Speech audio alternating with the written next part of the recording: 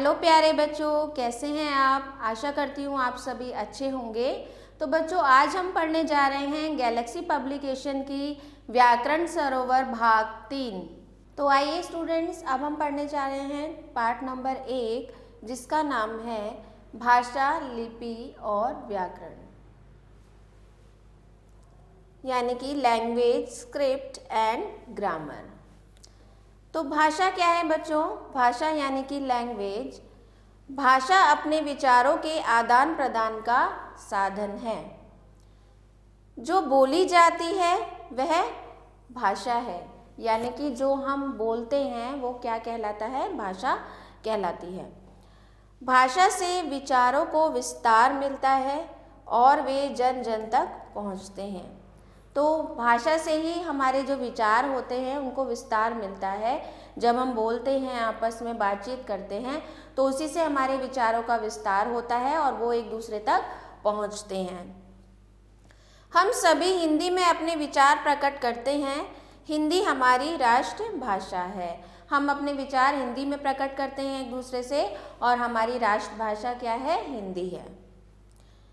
भाषा के रूप यानी कि काइंड्स ऑफ लैंग्वेज। अब भाषा के कितने रूप होते हैं उसके बारे में हम पढ़ेंगे। हम अपने मन के भावों या विचारों को 3 प्रकार से प्रकट कर सकते हैं, या तो बोलकर, लिखकर या संकेत यानी कि इशारे से। तो हम या तो बोलकर अपनी भाषा को समझा सकते हैं, या लिखकर हम अपने दूसरे व्यक्ति तक अपनी भाषा पहुंचा सकते हैं, या संकेतों के माध्यम से अपनी भाषा दूसरों तक पहुंचा सकते हैं। तो इस आधार पर भाषा के 3 रूप होते हैं। भाषा के 3 रूप होते हैं: मौखिक भाषा, लिखित भाषा और सांकेतिक भाषा। तो भाषा के ये 3 रूप होते हैं: मौखिक भाषा, लिखित भाषा और सांकेतिक भाषा। मौखिक भाषा यानी कि ओरल लैंग्वेज क्या होता है बच्चों? जब हम अपने विचारों या भावों को मुख से बोलकर प्रकट करते हैं तो उस भाषा को मौखिक भाषा कहते हैं।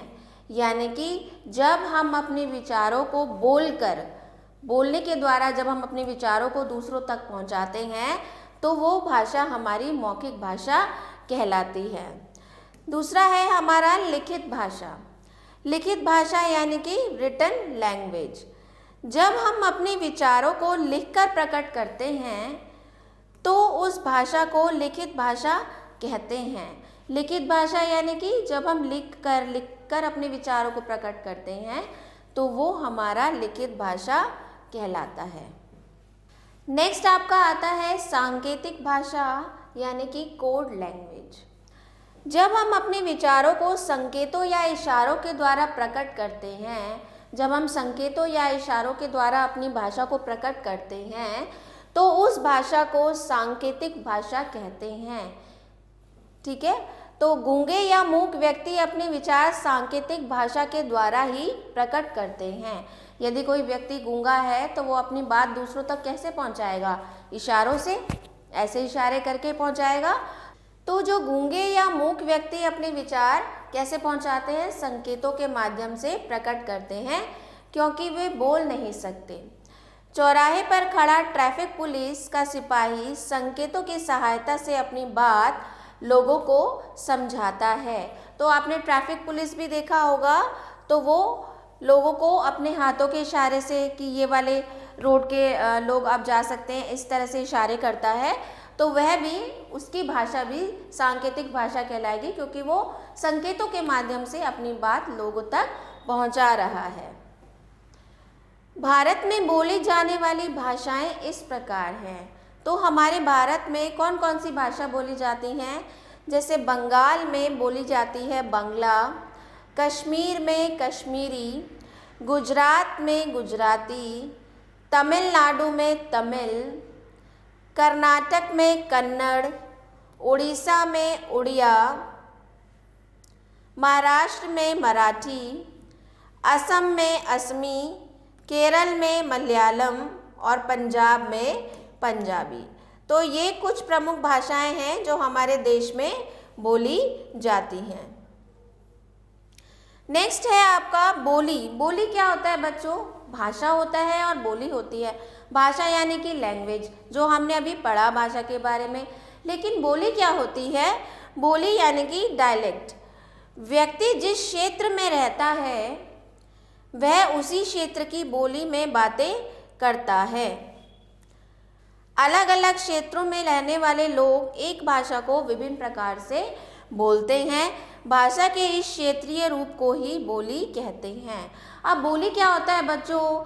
बोली भी भाषा का ही एक रूप है, लेकिन आपने देखा होगा कि हिंदी भाषा की भी बहुत सी बोलियां हैं। अगर आप मान लीजिए आप यहाँ मेरठ में रहते हैं तो मेरठ में बोलने का तरीका, हिंदी बोलने का तरीका कुछ अलग होगा। थोड़ा मेरठ से दूर चले जाएंगे आप, गाज़ियाबाद हरियाणा की साइड चले जाएंगे तो वहाँ पर हिंदी बोलने का कुछ तरीका आपको अलग मिलेगा। तो बोली क्या होती है? जो एक क्षेत्र में, एक निश्चित क्षेत्र में के लोगों द्वारा बोली जाती है तो वो वहाँ की बोली कहलाती है। ब्रज भाषा हिंदी की ही एक बोली का रूप है। तो ब्रज भाषा जो है वो हिंदी बोली का ही एक रूप है। छत्तीसगढ़ी, हरियाणवी, बुंदेलखंडी, अवधी, हिंदी आदि कुछ बोलियां हैं। तो कुछ यहाँ पर बोलियां हैं। छत्तीसगढ़ी बोली होती है, हरियाणवी बोली है, बुंदेलखंडी, अवधी, हिंदी आदि ये कुछ बोलियां हैं। अब नेक्स्ट आता है आपका व्याकरण यानी कि ग्रामर। व्याकरण क्या होता है बच्चों? जिस विद्या से हम भाषा को शुद्ध रूप से बोलना, पढ़ना और लिखना सीखते हैं उसे व्याकरण कहते हैं। यानी कि जो भाषा हम बोलते हैं उसको शुद्ध रूप से बोलना, पढ़ना या लिखना हम व्याकरण में ही सीखते हैं। व्याकरण हमें भाषा का सही प्रयोग सिखाता है और व्याकरण हमें भाषा का प्रयोग कैसे करना है उसके बारे में बताता है। उदाहरण के लिए आप देख सकते हैं यहाँ पर एक अशुद्ध वाक्य है और यहाँ पर शुद्ध वाक्य है। तो अब यहाँ देखिए, श्याम मेरा भाई है, तो ये आपको कुछ सही लग रहा है वाक्य, और दूसरी जगह लिखा हुआ है श्याम मेरा भाई है। तो यहाँ पर आप देख सकते हैं यह वाक्य अशुद्ध है और यह वाक्य शुद्ध है। तो यही व्याकरण हमें सिखाता है। इसी तरह से मोर नाच रही है जबकि होना चाहिए मोर नाच रहा है। तो यह अशुद्ध वाक्य है, ये शुद्ध वाक्य है। यही शुद्धियाँ और अशुद्धियों के बारे में व्याकरण हमें ज्ञान देता है। लड़की पढ़ रहे हैं तो ये अशुद्ध हो गया, तो उसका शुद्ध वाक्य हो गया लड़की पढ़ रही है। नेक्स्ट आपका आता है बच्चों लिपि। लिपि क्या होता है? लिपि यानी कि स्क्रिप्ट आप बोल सकते हैं। ध्वनि चिन्हों को लिखने के लिए जो चिन्ह प्रयोग किए जाते हैं उन्हें लिपि कहते हैं, अथवा भाषा के लिखने की विधि को लिपि कहते हैं। अलग अलग भाषाओं की लिपि भी अलग अलग होती है।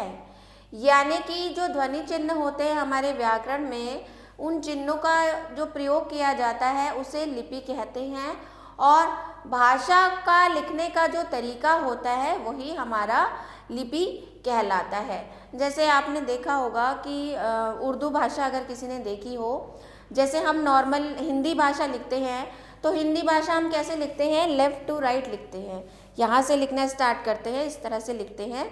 लेकिन अगर आप वहीं उसके विपरीत उर्दू भाषा देखेंगे तो उर्दू भाषा को आपको यहाँ से यहाँ लिखी जाती है। तो यानी कि जो लिखने का तरीका होता है वो उसकी लिपि कहलाती है। तो जैसे हिंदी की हमारी है देवनागरी लिपि, अंग्रेजी की लिपि को रोमन लिपि बोलते हैं, उर्दू की लिपि को बोलते हैं फारसी, और पंजाबी की लिपि को बोलते हैं गुरुमुखी। सो आपने क्या क्या जाना? जिस साधन के द्वारा हम अपने विचारों या भावों को दूसरों के सामने प्रकट करते हैं उसे भाषा कहते हैं। भाषा के 3 भेद होते हैं, लिखित, मौखिक और सांकेतिक भाषा। लिखित भाषा जो लिख के हम व्यक्त करते हैं अपने विचारों को, मौखिक भाषा यानी कि जो बोलकर हम अपने विचारों को व्यक्त करते हैं, और सांकेतिक भाषा यानी कि संकेतों द्वारा जब हम अपने विचारों को व्यक्त करते हैं। अब यहाँ पर कुछ अभ्यास कार्य आपको दिए गए हैं तो उनका हम अभ्यास करेंगे। अब यहाँ पर आपको अभ्यास 1 दिया गया है, सही विकल्प पर सही का निशान लगाइए। तो पहला प्रश्न है, विचारों के आदान प्रदान का साधन है। तो विचारों के आदान प्रदान का साधन क्या है? भाषा है। सब्जी वाले का गली में आवाज़ लगाकर सब्जी बेचना भाषा का कैसा उदाहरण है? भाषा का मौखिक उदाहरण है। सब्जी वाला जो आवाज़ लगाता है तो वो उसकी भाषा कौन सी भाषा कहलाएगी? उसकी भाषा मौखिक भाषा कहलाएगी। अपने मित्र को पत्र लिखना भाषा का रूप है। आप अपने मित्र को पत्र लिख रहे हैं तो लिखकर आप अपने विचार व्यक्त कर रहे हैं अपने मित्र से, तो ये भाषा का कौन सा रूप है? लिखित रूप है। नेक्स्ट है अवधि एक। अवधि एक क्या है? बोली है। पंजाब के लोग कौन सी भाषा बोलते हैं? तो पंजाब के लोग पंजाबी भाषा बोलते हैं। नेक्स्ट है भाषा के क्षेत्रीय रूप को क्या कहते हैं? भाषा के क्षेत्रीय रूप को बोली कहते हैं। अगला अभ्यास कार्य है, रिक्त स्थानों की पूर्ति कीजिए। तो पहला है, हम अपने मन के भावों को भाषा के द्वारा प्रकट करते हैं। नेक्स्ट है, भाषा को शुद्ध रूप से लिखने व बोलने का ज्ञान हमें किससे होता है बच्चों? व्याकरण से होता है। अभी आपने पाठ में पढ़ा, व्याकरण से होता है। बोलकर मन के भावों को प्रकट करना क्या कहलाता है? मौखिक भाषा कहलाता है। किसी को पत्र लिखना लिखित भाषा का उदाहरण है। नेक्स्ट है, गूंगे व्यक्ति अपने विचार सांकेतिक भाषा के द्वारा या संकेतों के द्वारा प्रकट करते हैं। अगला अभ्यास है, भाषा का उनकी लिपियों से सही मेल मिलाइए। तो यहाँ पर उर्दू भाषा है, तो उर्दू भाषा की लिपि है हमारी फारसी, पंजाबी की है गुरुमुखी, अंग्रेजी की लिपि है रोमन और हिंदी की लिपि है देवनागरी। तो इस तरह से अगला अभ्यास कार्य है, सही कथन पर सही और गलत कथन पर गलत का चिन्ह लगाइए। तो पहला है, भाषा मन के भावों को प्रकट करने व समझने का साधन है। बिल्कुल सही है।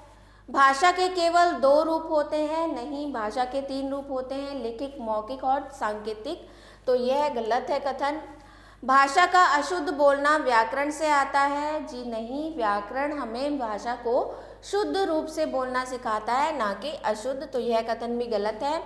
भाषा का सही व शुद्ध होना आवश्यक होता है। बिल्कुल सही बात है, भाषा का शुद्ध व सही होना अति आवश्यक होता है हमारी बोलचाल में।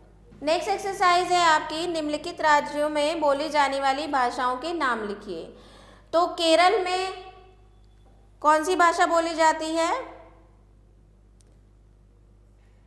कन्नड़। महाराष्ट्र में मराठी, तमिलनाडु में तमिल, गुजरात में गुजराती, उत्तर प्रदेश में हिंदी और कर्नाटक में तेलुगु। राइट। तो अगला अभ्यास है, निम्नलिखित राज्यों में बोली जाने वाली भाषाओं के नाम लिखिए। तो सबसे पहला है आपका केरल। तो केरल में कौन सी भाषा बोली जाती है? मलयालम। महाराष्ट्र में बोली जाती है मराठी। तमिलनाडु में आपकी बोली जाती है तमिल। कर्नाटक में बोली जाती है कन्नड़। गुजरात में गुजराती और उत्तर प्रदेश में हिंदी। तो बच्चों, आशा करती हूँ आपको अच्छे से पाठ समझ में आया होगा। तो मिलते हैं अगले वीडियो में। आभार।